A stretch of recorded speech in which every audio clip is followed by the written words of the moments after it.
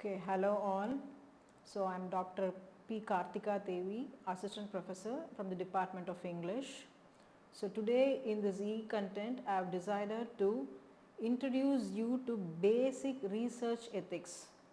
Why I am focusing on this particular topic right now is because most of you are doing your research work, otherwise called as your project work, for which there are 10 departments in this college and each one of you will be doing it in your respective subject.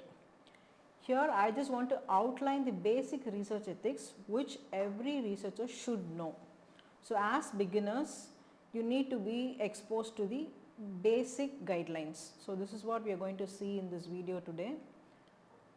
So here first of all, ethics is a common word which is associated with morality, culture and even religion and scientific ethics also.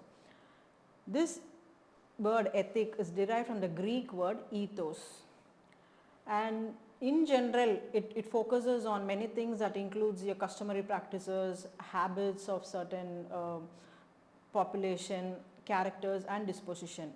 And there are also different types of ethics called meta-ethics, normative ethics and applied ethics.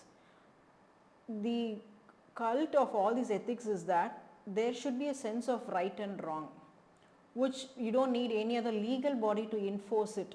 We have to know it ourselves, and in our day-to-day life, our day-to-day activities, we have to implement it.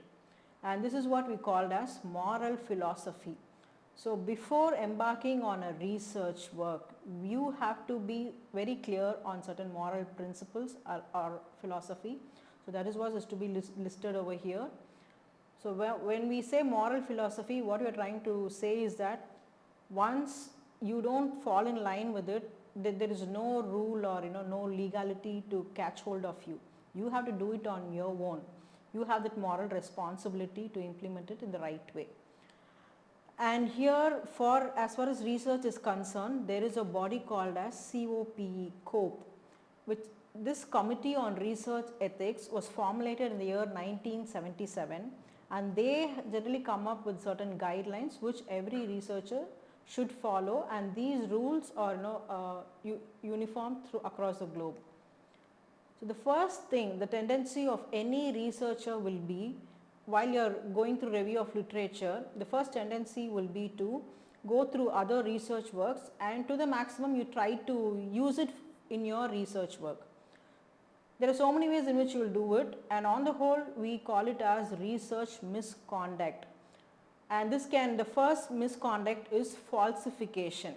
So you go through somebody else's data, their research findings or their survey results, and you take it and you slightly manipulate the data and make it seem like you did the research yourself.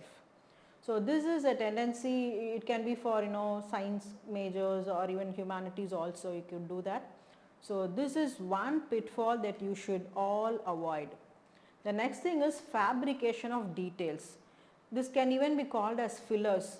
You haven't carried out the survey, you didn't do it or you didn't have any intention of doing it, but you kind of fabricate it yourself.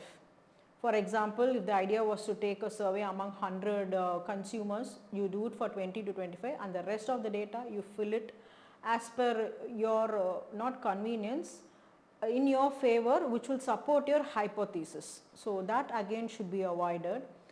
And the third one, which is common for all the fields, is plagiarism. Plagiarism is nothing but robbing someone else's intellectual property. Probably someone wrote an essay. You will not copy the entire essay, but you might extract one paragraph from there and use it for your own research work. So this tendency is very, very common among students, especially students who belong to the Department of English or any language for that matter. When you can't write it yourself, you take it as a matter of right or freedom to take it from some other written source, and you are presenting it as your own writing. That should be avoided at all costs. In case you think someone's point is very valid and you think it will strengthen your hypothetical statement, then what you have to do is that you have to acknowledge that source. How do you acknowledge that source? So that is what we called as citation, cross-referencing or acknowledgement. So we have a lot of research tools, scientific tools, or the procedure with which you can acknowledge their contribution. So that referencing should be there. So while you are doing your research, your guides will help you to do that. That has to be followed at any cost. If you are into any of these three misconducts, then whatever you are doing is definitely unethical. As I told you earlier, it's not a crime or an offense, but it is unethical, and you have to morally tell yourself that it's not right. So the next other way in which people will kind of resort to another better way of misconduct is that you will do duplicate publication. What is duplicate publication? Supposing there is an essay which is written in Malayalam. So the content is there, someone has done a research work, you translate it into English or Tamil and you publish it as if it were your own writing. So that is what is called as duplicate publication, and underneath you say the research was conducted by you. So you should have that moral responsibility not to do this. In case if you find it inevitable, what you have to do is that you have to acknowledge the work of the original researcher. Either you do it through cross-referencing or indexing, or you acknowledge them right from the beginning. So all these things should be done.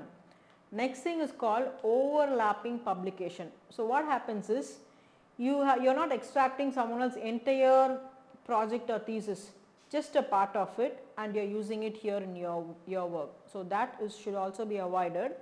And sometimes what happens is the same data might repeat itself. For example, you are talking about consumerism among women, and then you talk about something related to gender. It will again overlap, these topics will overlap. So what happens is you use the same data in both the places, which should be avoided. Next one is salami slicing publication. So what is salami? You would have seen it's something that looks like a rod. So you don't use, so when you say salami, we are talking about someone else's complete research work. So what you are going to do there is you are not going to use the entire research work, but you are going to use a chunk of it, whichever is required for your research work. You are just going to take one portion of it. It can be the mid portion or the first or the end portion, whatever it be. You are going to slice it off and use it in your research work and make it seem like it is your own work. That is definitely unethical, and you should not do it. In case, again as I told you, in case if it is inevitable to use it, acknowledge the researcher first. Then you can continue to use their research finding.